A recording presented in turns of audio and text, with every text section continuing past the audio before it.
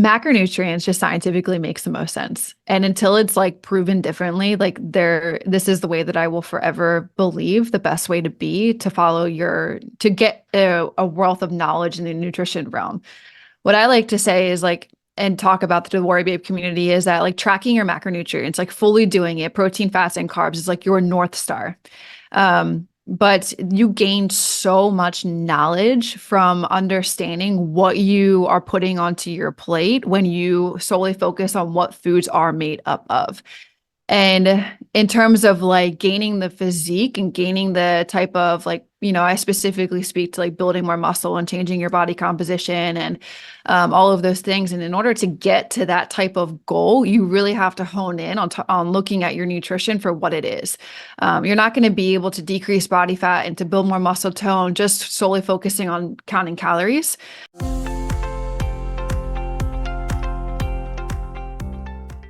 Hey there, and welcome back to the Reshape Your Health podcast. I'm your host, Dr. Morgan Nolte, and today I am so excited to speak with Nikkiey Stott.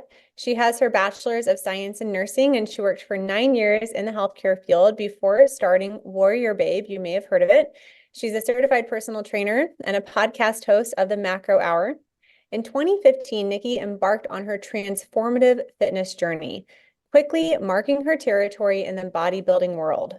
Nikkiey was recognized as the top women's physique athlete with the OCB Federation, and she gracefully retired undefeated, which is a testament to her unparalleled prowess. And I think she is a BA. I'm just going to tell you that right now. So she has made that meteoric rise in bodybuilding. She's also just built this WarriorBabe program, which is amazing. She started this business in 2017 after wanting to create a community where women could find a sense of purpose, discipline, and support. WarriorBabe offers tailored, holistic approaches backed by a powerhouse team of over 140 dedicated members. Its mission is to help women regain their personal power and feel confident in their skin. Nikkiey's unique blend of combining her bodybuilding background and her experience in nursing shines through in every aspect of the program, and we have so much to discuss today. So thank you for coming on the show. Wow, Morgan, thank you so much for having me. I appreciate that. Yes, I think that we're kind of kindred spirits, and I'm excited to share your knowledge with my community. I think my hope for this episode is that it dives deeper into information that they already know and serves the person who is already eating their protein, already strength training. How do we take our results to the next level? That is the angle that I really want to bring to this conversation. We're also going to answer very frequently asked questions about tracking macronutrients. What is a building phase? What is a cutting phase or a bulking phase? What's a cutting phase? How do we know when to adjust our macros? What's a great strength training protocol to really build muscle mass? We're also going to talk about intermittent fasting and how that may affect muscle mass and when it might be more appropriate to eat a dose of protein versus not. A lot of good stuff we're going to get into today. I just want you to give us a breakdown, in case anybody forgot from the other 20 episodes that we've had on this, why is strength training and building muscle so important? All right, we're kicking it right off the gate, Morgan. Let's go. By the way, audience, I'm stoked to be here and to serve you guys today. So I hope that you do take away tons of valuable information and go run with it. Go apply it. All right. So question is building muscle and why it's so important. So many reasons. So to speak high level, I love following. I don't know if you follow her, Dr. Gabrielle Lyons. Yep, she's been on the show too. Let's go. Yeah. She shares her message through her platforms that just resonates so freaking hard with me. And to sum it up in one sentence, really why building muscle is so freaking important. And I'll elaborate too, but just being that muscle is the organ of longevity. So muscle is like an active tissue on our body. And there's this saying, you either use it or you lose it. And there was a stat that I was reading, when was it, last year? Or maybe early, last year, that our muscle mass decreases approximately 3 to 8% per decade after the age of 30. And this hit so hard when I read that, because I remember working in the ER and I remember seeing so many people coming in with fractured hips and osteoporosis, which we were talking about a little bit before this. And I just believe wholeheartedly that if you have more muscle to your body, your bones are going to be stronger and you're literally able to add more years to your life. And that means so much. That means being able to keep up with your grandkids. That means being able to get up and down from your chair so much easily, doing normal lifestyle activities on a daily basis more easily, all of the things. So, that's one of the main reasons why I think it's so important. But then, we can even dive down and talking about your metabolism and your physique and all of the things. But overarchingly, it's just a muscle for the organ of longevity. Yeah. Yep. So Dr. Gabrielle Lyon, that's kind of like her trademark saying, and that's why we brought her up. And she had a great episode as well. And we'll get into some of those principles, but also go deeper into the conversation. This will be kind of a good dovetail to my conversation with her. You really recommend tracking macronutrients, and I'm curious, why is that such a cornerstone of your approach? Macronutrients just scientifically makes the most sense. And until it's like proven differently, this is the way that I will forever believe the best way to be to follow to get a wealth of knowledge in the nutrition realm. What I like to say is and talk about the WarriorBabe community is that tracking your macronutrients, fully doing it, protein, fats, and carbs is your North Star. But you gain so much knowledge from understanding what you are putting onto your plate when you solely focus on what foods are made up of. And in terms of gaining the physique and gaining the type of I specifically speak to building more muscle and changing your body composition and all of those things. And in order to get to that type of goal, you really have to hone in on looking at your nutrition for what it is. You're not going to be able to decrease body fat and to build more muscle tone just solely focusing on counting calories, because calories are made up. Calories you could be consuming a little bit of protein, you can be consuming a ton of carbs in a day, and you can be consuming moderate fats. But the main thing that you need to focus on is, if you want that type of goal that I just said, is you need to find the balance between the three of them. And macronutrients is, I say it's a skill set that will serve you for the rest of your life. If you can understand, what you're putting on your plate day in and day out and how that serves a purpose and the way it fuels your body to have you go after the activities that you want to do on a daily basis, perform more professionally in your work, have a clear thought of, mental space, because providing your body fuel that way is so freaking important.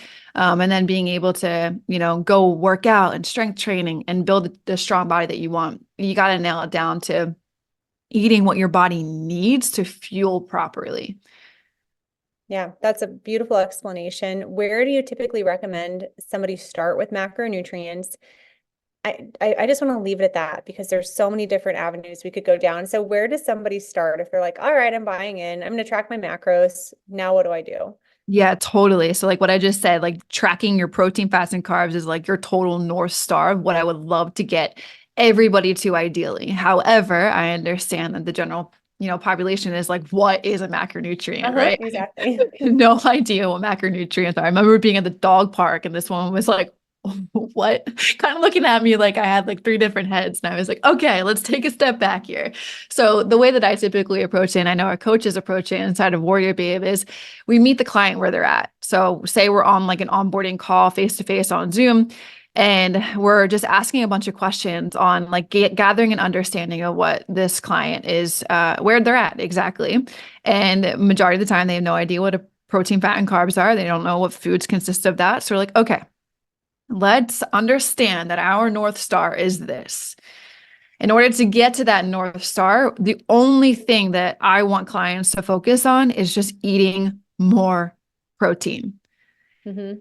The amount of women, and this was my problem too when I first started. I had to Google what foods consisted of protein. I had no idea. And so I've been there, and I've learned so much through the years. But that's ideally not, women are not eating enough protein, and protein it's literally the macronutrient king. And in order for all of the goals and, it's all the things that can happen internally with your body and how it, helps you to reduce body fat too, as well, even when you're eating it. But without getting too sciencey, that's where I would love people to start. Let's just have 7 days of you tracking how you would normally track. And like opening up MyFitnessPal. You've never opened up MyFitnessPal before a day in your life. Let's just do it, because we have to build upon new habits that are going to get you to where you want to be. And that, it has to, you have to bring about change in that respect. So, even if they don't want to, and I'm sure we're going to get into talking about this, there's always a little bit of resistance at the beginning. I don't want to try. I don't want to have to do this. Well, we'll get there. So, I make them track. I'm very, very blunt, hard, like to the matter of fact, like you want to change, I can get you to change as long as you meet me and you want it just as bad as I want it for you. But I can't want it entirely. You have to want it. So they'll track for the first 7 days. Typically after the first 7 days, it's like, okay, yep, we need to it's like 60 grams of protein a day. And I'm like, all right, guys, like that's not enough. That is, we need to fix that. So what I ideally want clients to get to is, you think about the North Star, what I said, protein, fats, and carbs are like, let's take a step back and let's just focus on the North Star of getting to your body weight in protein. Mm-hmm. And that means like, I'm 150 pounds, so I'm eating 150 grams of protein in a day. And some people were like looking at me like dead eye in the face. They're like, how the hell did I get that? And I'm like, okay, so you're only eating 60 grams of protein a day. Let's make the goal 100 grams of protein in a day. And what I love to do, the easiest, simplest way to break it down is if you have 100 grams of protein to focus on, let's say you're eating 5 meals a day. That's 20 grams of protein in a meal. That is easily like, maybe 150 grams of egg whites. That's maybe like 3 ounces of chicken. That's maybe, 1 scoop of protein powder. That's maybe some Greek yogurt. And I can fire this off in my head because I've been doing this for so long. And that's ideally where I want everyone to get to, is like, they can just like, with tracking macronutrients, like I said earlier, it's like you're seeing this portion size that you're weighing out on plates consistently, and you're able to eyeball it and you're able to see it. And it just becomes intuitive at that point. So I just, break it down like that. Okay, 100 grams of protein is our goal. Sweet. We'll track it. That's the only thing I want you to focus on, because if I had them focusing on all 3, it's like instant overwhelm and they just want to give up out of the gate. So I know that's not a way for our clients to succeed. So for a couple of weeks, they're just doing that. And then we'll bump up the protein to get it to their body weight. And they feel more confident after they've seen, okay, that's not that hard. They have to do it. And that's how they gain the confidence in themselves, that they know they can do it, and the belief that they can do it. And then, usually a month or a month and a half in, it's totally different for everybody. So I'm just ballparking it. But then we'll start playing with the fats and the carbs. Honestly, like I don't care too much where the fats and the carbs are coming from, because interchangeably, they work great together. And sometimes that can be overwhelming if we're, trying to get the fats and the carbs to align perfectly. I know. Yeah. So that's, again, not yet the North Star. So one thing is like, okay, let's just like, how would you continue to add this stuff in? And then like we work our way up to the protein, fats, and carbs. It's not an overnight thing. And it's not typically like the first couple of months thing. It's like, it takes you're rebuilding, you're establishing new habits. So you got to give yourself grace in that respect when you're trying to do that. But that's how I would typically approach getting somebody to love macronutrients and see that it's like, it's an awesome thing to understand. I'm obsessed with it until it's proven otherwise in the scientific world. Yeah, I think I like to say it removes the marketing labels. It puts foods on equal playing fields, because beef can't advertise for itself. Like legally, like whole food is at a disadvantage for marketing. And you might see a protein bar in the store that says high protein, but on the back it has more added sugar than it does protein. And when you're actually tracking your macronutrients and you see what is in your food, it's on a level playing field now, and you can't hide behind any marketing. I think that's one. I wanted to clarify something. So you said 1 gram of protein per pound of body weight. Is that ideal body weight, or is that current body weight? What's your opinion on that? It depends on the physique I'm working with. Let's say that I have somebody that's like 200 pounds, 250 pounds. I'm not going to make that human eat 250 grams of protein. So that would be ideal body weight. Okay. If it's a physique that, is skinny fat and we're trying to build up some more muscle, then I want her to potentially eat the gram per pound of body weight, or maybe even like 1.2. Mhm. So it totally, I said that like broadly speaking, but it totally depends on who I'm working with. That makes sense. Yeah, we typically say like 1 gram per pound of ideal for the exact same reason. We're not going to make somebody who's 250 pounds eat 250 grams of protein in a day because they would hate us. Yep. And it Yes. probably would not be very feasible. Yeah. So that's great. I think that we're totally on the same page there. We know also that in order to build muscle, protein is just one part of the equation, and strength training is so important. Do you think, this is kind of spitballing, do you think that strength training or resistance training is more important, or are they equally important for strength training? Excuse me, for building muscle. Macronutrients with Yeah, like strength eating training. enough protein or getting the resistance training. Do you have an opinion on which is more important for building muscle, or do you really need them together? You really need them together. Well, I always say nutrition is king, exercise is queen. Okay. So you need the protein for the muscle fiber recovery after you break down muscle in the gym. You don't build it. You break it down. You build it in the recovery periods afterwards, which comes from proper nutrition, sleeping well, hydration, all of the things.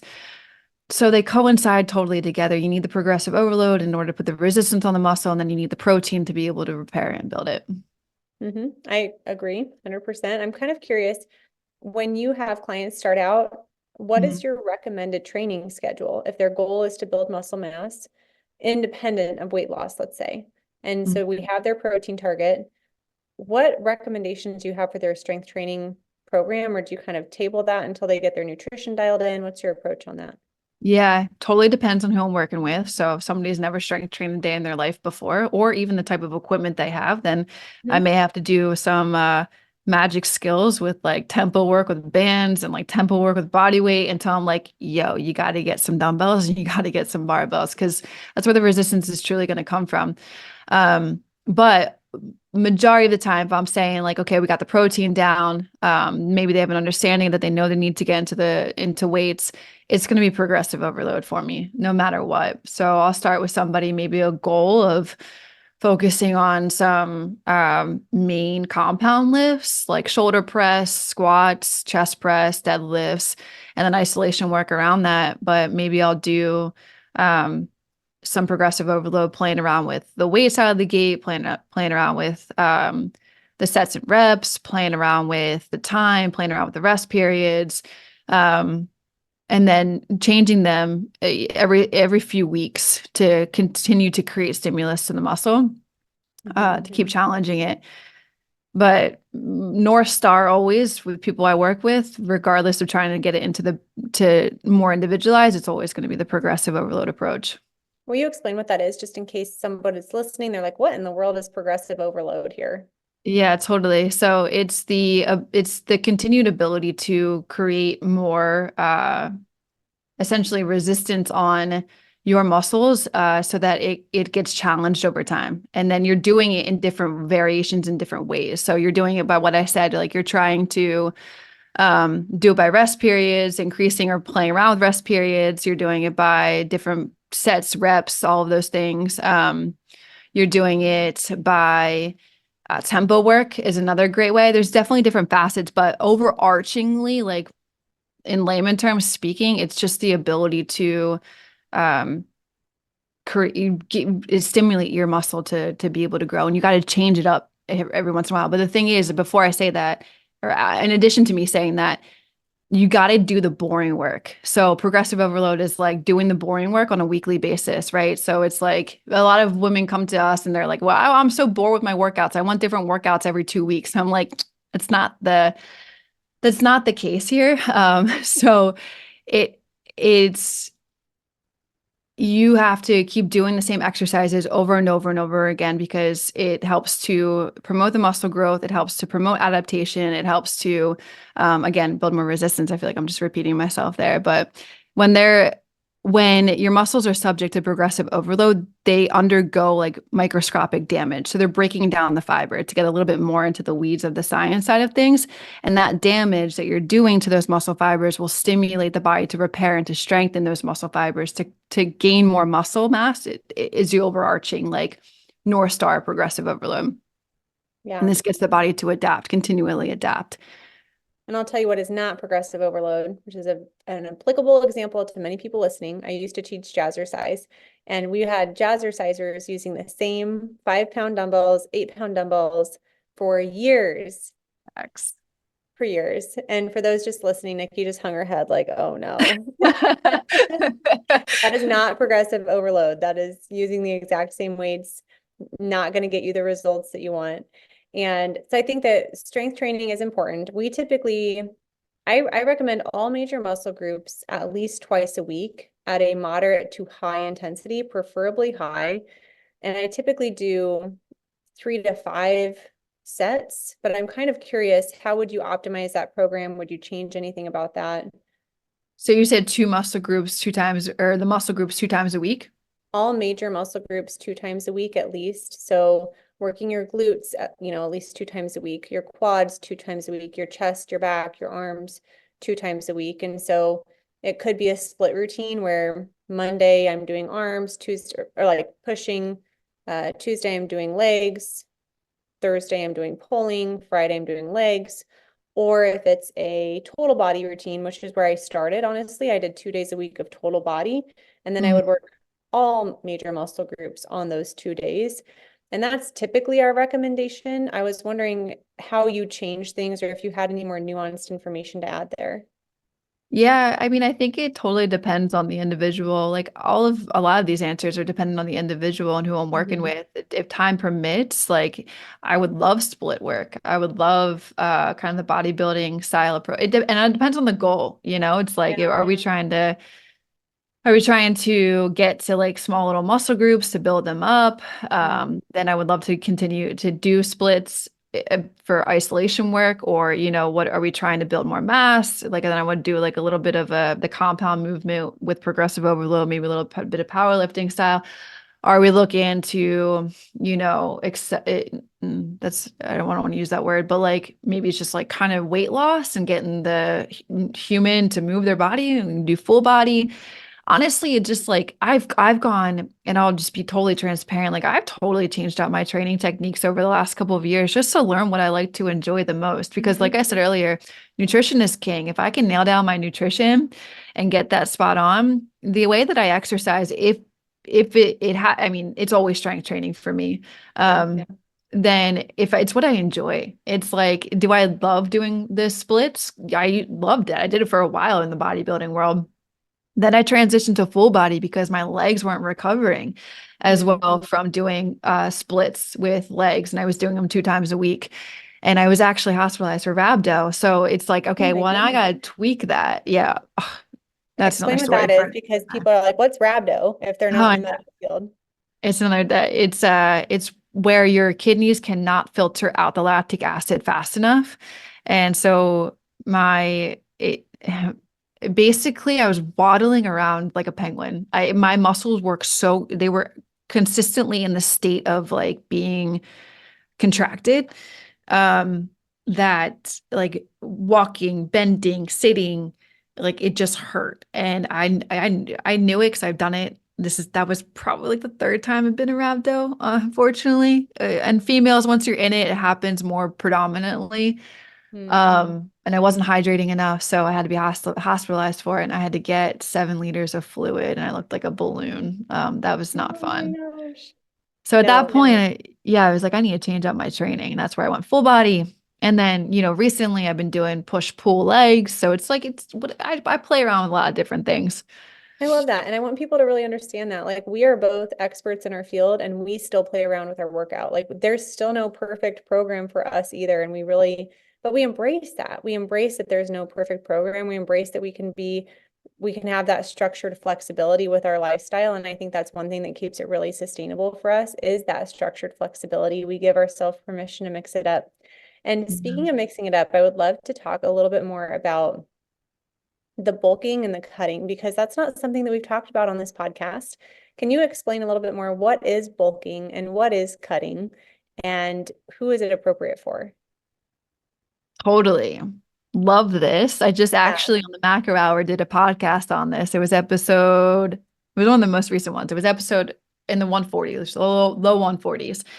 Um, essentially, I love to use the cutting and bulking if you really want to put on muscle mass. I think it's the best way to say it. But you don't always, I want to just like note here, you don't have to, women don't have to go into a bulking phase. I know we were talking a little bit before Mm, this about how like scary the bulking phase can be when you yeah. do that. I actually personally love to call it the building phase Hmm. because it brings a different kind of narrative to the female brain because bulking is like, oh my God, I'm gonna get fat. But essentially the definition of them and like the cutting phase is like a period where your primary goal is to decrease body fat while preserving your lean muscle mass as much as possible. Hmm. So I like to talk about and talked about many, many times on the podcast, there's a difference between weight loss and fat loss. Yes. Fat loss is you're eating enough of the right macronutrients and enough protein essentially to keep your muscle mass intact as you're losing the body fat around it. And so during that phase, you're typically focusing on being in a calorie deficit and um, you're just overall looking to improve your overall body composition, right? You want to get more of the like aesthetic look while preserving the lean muscle mass. Because if you're just looking to lose weight, you're going to lose the muscle mass along the way. Um, so that's the cutting phase, and the bulking or building phase is like it aims for people to focus on building more muscle. And in this, you have to, muscle needs a little bit of fat to grow. And so in that phase, you're focusing on being in a little bit more of a caloric surplus. And that is intended mainly the more food you have, the more ability you're able to recover your muscle, you're able to um, increase in strength and just, overall you are building more muscle. And then what I love to say is like when you're done in that phase, you will transition back into a cut and you get to like reveal all of your hard work that you just put on while you've been in the bulking phase or So is building. it possible to do it at the same time, in your opinion, or is it just not as effective if you're looking to build muscle and drop fat at the same time? What's your perspective on that? Totally. And that's where there's the little thing in between these two called a maintenance. And maintenance is where the magic happens, to be honest. I don't think you have to, what I said before, a lot of women don't have to go. Maybe I didn't finish my thought. I don't think I finished my thought there, but you don't have to go all the way up into a building phase. You can totally stay at maintenance, but you have to be eating enough food to help those processes happen internally with your body, which is building more muscle while at the same time being able to decrease body fat. But while you're building more muscle, you're essentially like you're increasing your BMR, you're increasing your metabolism. Mhm. You're doing a lot of things that will help aid in the process of you decreasing body fat. So I love to say that a lot of women don't have to start off their journey in a cutting phase. I almost Yeah. sometimes don't recommend it because a lot of these women, first of all, aren't even eating enough anyway. And if we're gonna go cut, it's like we're just gonna bang our head up against the wall because nothing's gonna happen. You're not gonna get the results you want because your body needs more food. So I love bringing people into Warrior Babe and getting them to eat more food out of the gate, getting them to sit up at a higher caloric intake. And they don't know it, but it's their maintenance. And then having them do the strength training, they're like, oh my God, I'm seeing all these incredible changes. I'm like, that food, baby, it's that maintenance. Yes, I was wondering because I think there's differing opinions on that. And I think we Mhm. need to talk a little bit more about protein dosing too.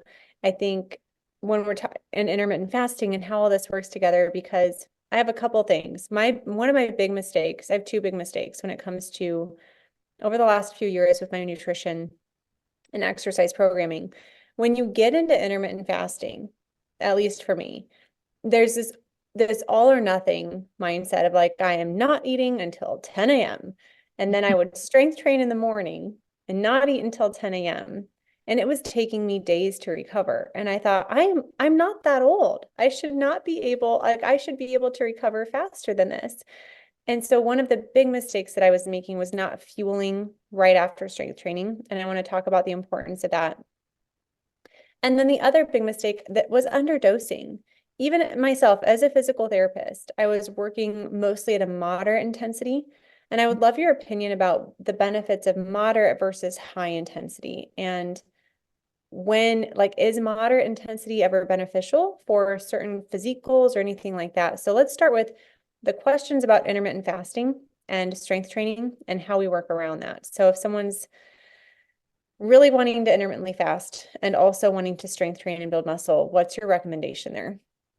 My recommendation is completely counterproductive. So, and I'll explain. Yeah. For the purposes of building muscle, it's completely counterproductive. So, as we've been talking about through this entire podcast, the most important thing that I've been saying is nutrition and feeding your body. And what happens after you're done strength training is you are repairing and you're building back the muscle that you just broken down inside the gym. Well, for many reasons why I believe fasting is counterproductive is the main one is it reduces the ability for protein synthesis to happen. So intermittent fasting, it causes a reduction in protein synthesis, which is the process of building new muscle tissue. And protein synthesis is most active after consuming the protein that you have. So when you have the protein in your body and you're about to go do a strength training exercise, you're starting the whole process of the protein synthesis to be happening. So if protein intake is limited, as you were kind of talking about with the dosing, the muscle growth is going to be compromised. At the same time, when you're not fueling your body before you go into a strength training activity, your body is active tissue. It needs something to fuel off of. And so if you're not giving what it needs, it's going to turn on it to itself and it's going to use itself for energy to help you get through the activity. That's what I mean by counterproductive. It's like you don't want to use it because you want to build it and you want to get the physique you want. So if you're not feeding your body what it wants, it's going to turn to another active energy source to get what it needs. And that, in turn, also that causes muscle breakdown. So if you're fasting for periods of time, especially for before any type of strength training, it's gonna just turn to muscle breakdown as the body looks for more sources of energy. So, and then nutrient availability, it's like if you're fasting for periods of time, it can be challenging to consume the necessary amounts of calories that you need for muscle growth and to support muscle growth. So those are just a few of the things that I feel like, and there's like a side story. When I lived in Bali for 6 months, I'll never forget this. This woman passed out in front of me at the breakfast stand. And I look at her, I'm like, why, what happened? She's like, I just got done strength training. I'm like, did you eat before you worked out? She's like, no. And I'm like, well, your glucose is just completely tanked. So it's just counterproductive to sum up that entire answer. If you want to build more muscle and you want to have a toned physique, you have to give the things it needs, aka food, in order to support all of those things to happen. Okay, so answer me this, because right now I'm fat. Like I work out early in the morning, 5:30, and I'm strength training. And then I have my protein shake right afterwards. Is that good enough? Or would you recommend I have the shake before/during? I would Because I recommend ate dinner before too. what did you say? I ate dinner the day before, so there should be, in my opinion, some, but you're saying, maybe not. I get that concept, but at any time, I just want to give my body what it needs. So I recommend people to have the protein and a little bit of carb before they go work out. What if okay, so this is where my mind goes then is it's 5:30 in the morning and I'm not hungry and I don't feel like eating and I feel like I exercise and I perform better in a fasted state. And I'm sure that you get so many people that say, but I perform better when I'm fasted. So then what's your comment back to that? Totally. I've heard this so many times. I'll never forget the story of working with a client. She said the same exact thing. And I was like, hey, trust me for a second. Trust me now, believe me later. Go and give your body what it needs. Give yourself a protein shake, give yourself a carb source, and do the strength training activity in the morning. And she was like, I'm going to throw up. Like, I feel like I'm going to throw up when I eat before I work out. And I'm like, yeah, okay, I understand that. And that's because your body isn't used to consuming something before you go and lift. It's done X, Y, and Z for so long without, going in a fasted state, lifting, and then eating afterwards. And so and I was like, just give it time to adjust. Your body metabolism needs to adapt, needs to recognize what you're trying to feed it before you go lift. And so she did that. And then came back to me 2 weeks later. She was like, I'm ready to go. I'm so hungry in the morning. I can't wait to eat. I can't wait to work out. But the most important thing that came from that was her ability to lift more weight. And so, sure, that those methods work. Like, I don't want to like down the fact that you shouldn't or you shouldn't fast if that's how you perform better, which you do. Some people do. But I look at it in terms of like, what's the ultimate goal that I'm going for? I want to build more muscle. I want to be stronger. So how is that going to, what's the things that are going to aid in that process happening? Food. And so with that, she did that. And then she was like, I feel so much stronger. I can lift more. I'm not tanking out early. For people that fast in the morning, maybe you've experienced this, because I have also gone through periods of trying this and seeing how I feel, because I love being my biggest experiment. Yeah. And I tank out in 30 minutes. I can't, or even less, I can't get through how I normally would get through without food in my system. And, I think it could be different for everybody.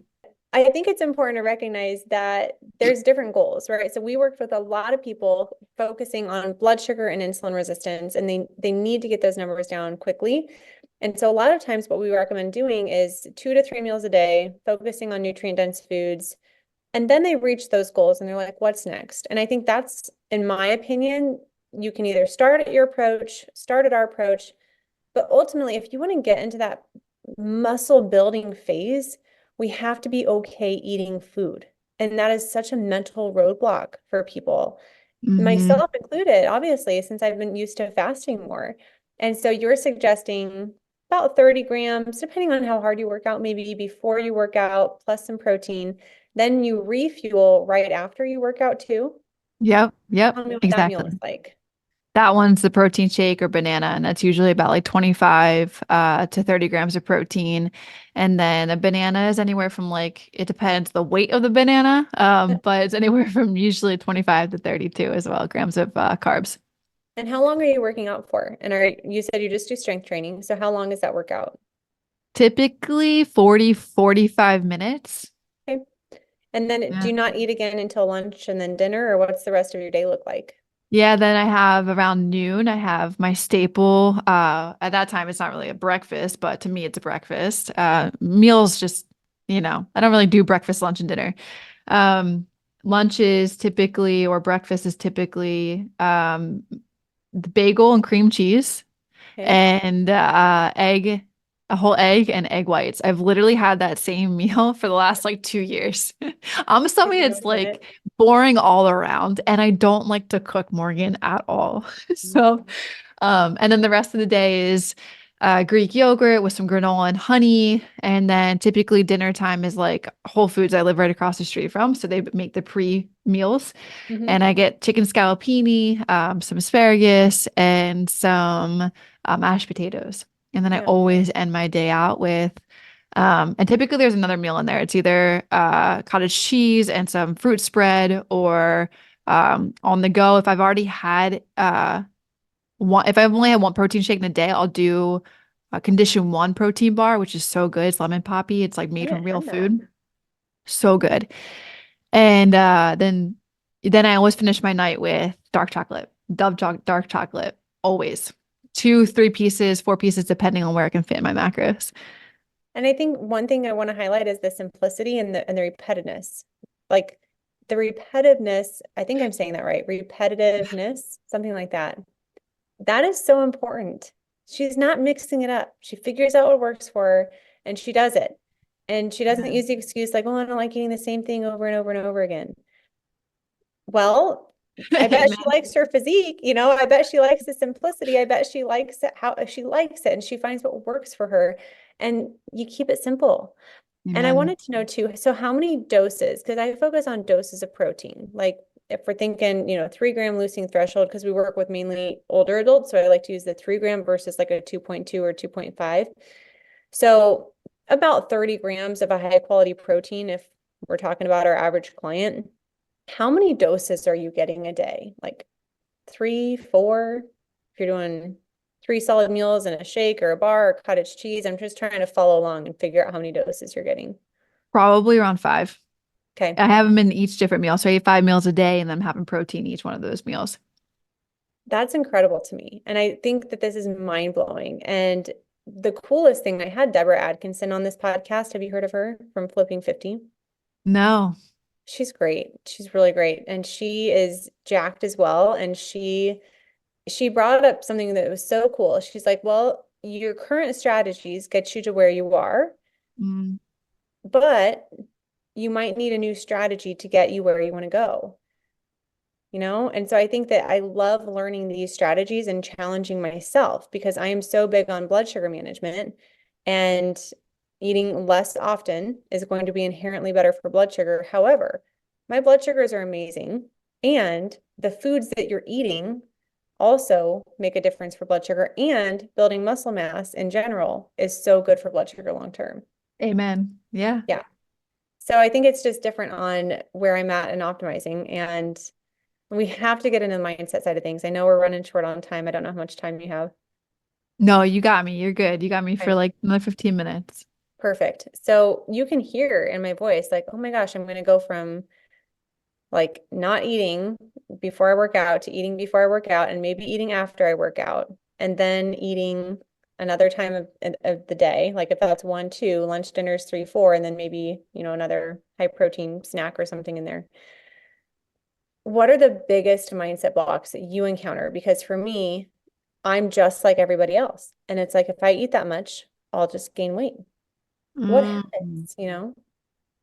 First of all, I love that you're like, I can tell with your voice, like you are intrigued to learn a different type of Yeah. strategy. I respect that so much. Oh, yeah. I'm always open to it. That's awesome. Second, it kind of like, okay, well, think about where you are right now and what you're trying to do. You kind of just said it, like you would be open to try different strategies. And so the assumptions of what you're playing, and it's all of us base things off of assumptions, and it's Mhm. just the way that we've kind of been ingrained growing up. I think maybe somewhere along the way, marketing, family, I don't know, diets, X, Y, and Z, that or carbs make you fat, like these things, these narratives that play in our day to day, kind of gets ingrained in us, and we believe it, and we assume that's going to happen to us. It What I would say is like you won't know until you try it. I love And how you said, like, believe or trust me first, believe me later, or trust me now, believe me later. I like yeah. that. Trust me now, believe me later. I say that to all of the clients because they too have those things. They have these preconceived notions, they have these concepts, they have these stories, they have these narratives in their head. And I just like to challenge those beliefs and ask what kind of evidence they have to support that. And typically, they don't ever have the evidence of which to support those thoughts, and it's usually just made up concepts. So and that's one of my favorite things to do is challenge the mindset to get them to break the beliefs and break the narratives and to be able to trust that what I'm trying to do with them, first of all, in a professional space of being a coach, my goal is not to make my clients fat. So that's the joke that I like to play out of the gate. And my goal is to make you feel your That's healthiest, best hilarious. self. So it would be out of it would be wrong of me as a professional to go against that. So, I always like to challenge these beliefs. Why? What's your evidence? What's your data? And typically it doesn't match up. It's just these stories that they're telling themselves. Hmm. Okay. But I'm such a good student, and I think that you've done such a good job to lead by example. And I have really done a nice job up until this point, and I'm ready to optimize. I'm ready to go to the next level. I'm ready to really get serious about putting on more muscle mass because I'm doing great, but I'm just ready to take it to the next level. So I'm excited to try new things. I'm excited to try that pre and post workout strategy. I think I'll probably start there and not really change anything else, and then just do my other 2 meals, and then I'll see where that takes me. And then if I feel like I want to add in another snack, I'll do that. And I want people to get to understand 2 things. Number one, teachable mindset, flexible mindset. Mhm. I'm learning. Number two, I'm not doing everything that she says. Oh, there goes the balloons. I don't know why. If you're watching on YouTube, sometimes when I do my hand motions now, a thumb will go up or balloons will start to go up. And I always say, okay, good, Zoom agrees with me on this.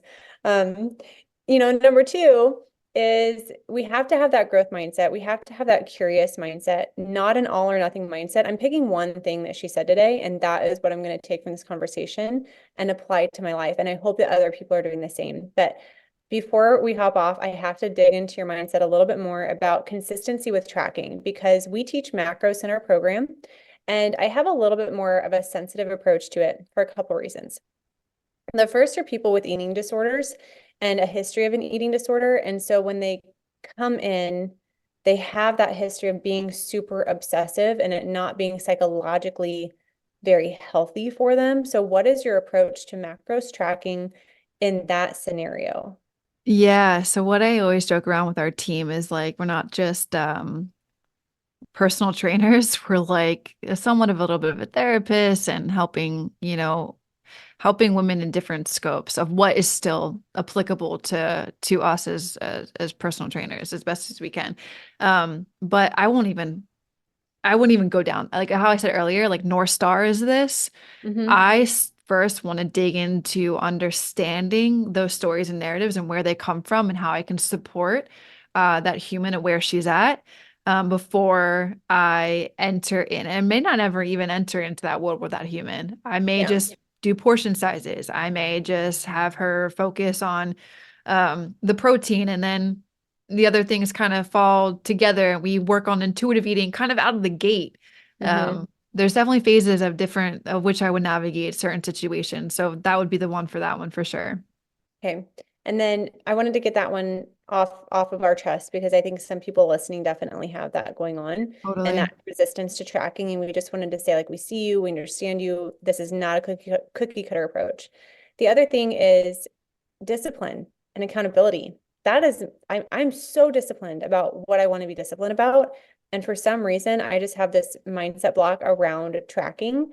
And I don't know if it's because I feel very dialed in with my nutrition already, or if it's, I don't know what it is, but let's go back to that beginner mindset. Somebody who, yeah, I'm gung ho about this. I'm going to track my food for a few days.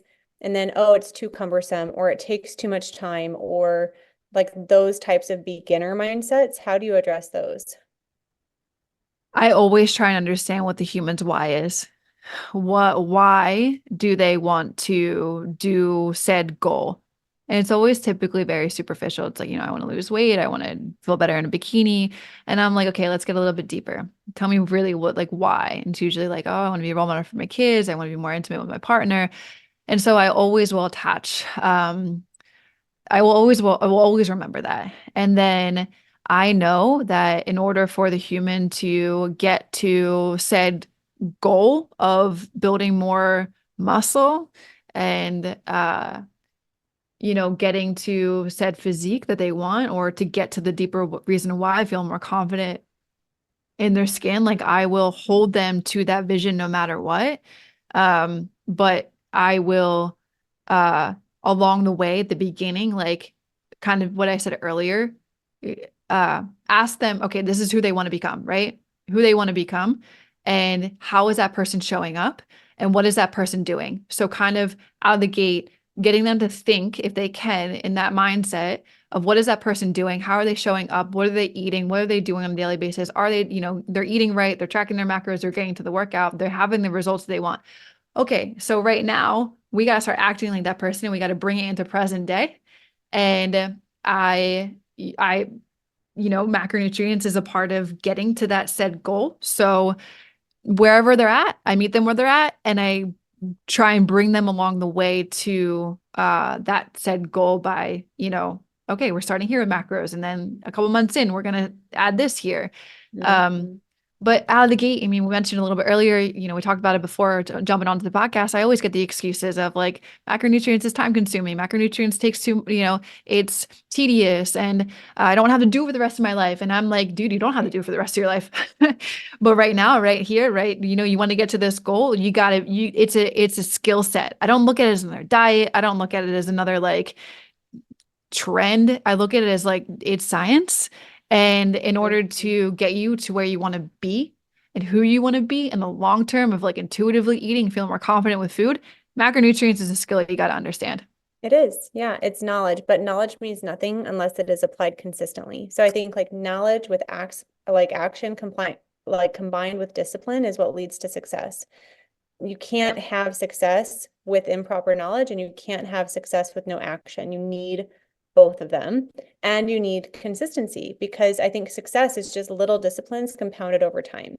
And 100%. understanding macros, proper nutrition, that's just a skill set that anybody can learn. And we are both so passionate about this because we live this and we know how awesome we feel, and we want everybody else to feel as physically and emotionally, like as mentally energetic as and awesome. Because how does the world change if everybody is showing up to their highest capacity? Mm-hmm. It's amazing. It's amazing. Mm-hmm. So I think we're both equally passionate about helping people just improve their health. I wanted to just check my list quick before we hop off and There's see one thing that I do want to if we piggyback missed there because you keep anything. talking Yeah. about discipline and Hmm. everyone listening to this, like you cannot rely on motivation. I Yes. had Sal DiStefano on my podcast and I was like, what's one of the biggest like myths in the space? He goes, motivation. I was like, bro, I was not expecting you to say that, but tell me more. And Uh-huh. it's everything out there. The marketing is all about motivation. Like if finding more motivation, you got to have the motivation. Like it's not any, you will not, motivation ebbs and flows. Motivation is good. It's just an emotion. It's going to come and it's going to go. Tell me I know this morning didn't want to wake up and go work Nope. out. I didn't want to I don't want to get my Neither. steps on a daily basis. Yep. But what has been a part of 99% of my success is that I have the discipline to follow through no matter how I feel, no Yep. matter what temptations I have. If I don't feel like doing this, or I don't want to track my food, or I don't want to go work out, or X, Y, and Z, it's like I still show up. And that's what a winner's mentality takes in order to get to the goals you want. You got to be disciplined. You got to flex that discipline muscle on a daily basis. It's the only way it's going to get stronger. And holding that future vision of yourself top of mind. Like we really Mhm. work on that vision. We call it our personal faith formula. Like I just rewrote mine. It's so good. I'm reading it morning and night and pieces throughout the day to hold that vision of my future self there and hold myself accountable to that. So reading it in morning and night, creating action items, like all of this is so important. But if you do that, you learn how to make decisions from your goal, and you accept and reject ideas from your goal, because everybody's current circumstances are their biggest limitation. And we have to get outside of that and into the vision, into the goal in order to achieve that. And I love this conversation about the future version of yourself and the discipline. And I say, use your limited willpower, your limited willpower. If you're going to use it for anything, your motivation, use it to impact your mindset and to get into your subconscious mind the person that you want to become, because then that motivation to follow through will naturally happen. But like this morning, I did not want to get out of bed. I'm like, I'm cold, I'm tired, I didn't sleep well. And I said, absolutely not. Anytime you are negotiating with yourself or rationalizing a decision, that is your old programming working. And that is not the future you. So if someone takes something away from this episode, I hope it's do it now, be it now. And I say that every day. Do it now, be it now. It's day one. And if you wake up with that urgency, like you will be so much more likely to follow through on your action items for the day. If you hold that future vision in your head and you don't rationalize with yourself, you don't accept your own excuses, it's part of it, right? So we talked a little bit about strategy. Everybody knows I'm obsessed with mindset, and I can just tell like your current results tell the story. Whatever your current physique is, whatever your body composition is, whatever your blood sugar is, your results reveal the story, and it reveals your standard more than anything. Like Mhm. what standard are you placing on your life? And so I think that vision casting, that goal setting, we need to elevate the standard. And I mean, talk about this all day. I think I'm coming on your podcast in the future Yeah. and we should talk about this. Yes. Heck yeah, I would love to. I can see you're on a roll with it, and everything you're I saying love is it. so freaking good. There was I forget what the quote is. I'll define it and we'll touch it on my podcast. But you are you are your lowest standards or something like that. Mm, You have to operate at You have to operate differently. I'm so butchering that, but you get the concept there. I saw the little light bulb go off. Well, it's almost like a team, like you're only as strong as your weakest link. Like you're Yeah. only as strong as your lowest standard. And the thing Yeah. I love about standard is like your goals can change, but your goals take a long time to reach. Like reaching the body composition that you got did not happen overnight. And Yeah. like our clients do not get results overnight, but our standard are the daily choices that we can up level every single day. And I think Facts. that's why I like the difference between like what's a goal versus a standard. And I could talk with you Look at all. you. You are going off right now. Let's go. I love it. I know. I was like, I could talk to you all day and pick your brain. And I feel like this is a coaching session for me on my next level and my next strategy to try. And I'm so appreciative of your time. You've been super generous with your time today and your expertise. So let our audience know where they can learn more about you and the Warrior Babe program. Yeah, of course. I've had a blast hanging out with you. It's been a good time, even with the faulty in between with the power passing Yeah, we out. had a But power outage for yeah. people. We'll try to edit Uh, that out. yeah. Where they can find me on Instagram. I love to hang out there the most at Nikkiey Stott. WarriorBabe, WarriorBabe.com, YouTube at Warrior or the hype what's the forward slash WarriorBabe. Yeah, those are all the places. WarriorBabe and Nikkiey Stott everywhere. Awesome. We will link it up and we'll stay in touch. Thank you so much for coming on the show and offering your expertise. And I really hope people take their strength training and their nutrition strategy to the next level and that they pick one thing that we talked about today and implement it right away. Like do it now and be it now. Let's go. Thanks, Morgan, All for right. having me. Appreciate it. Thanks. You're welcome.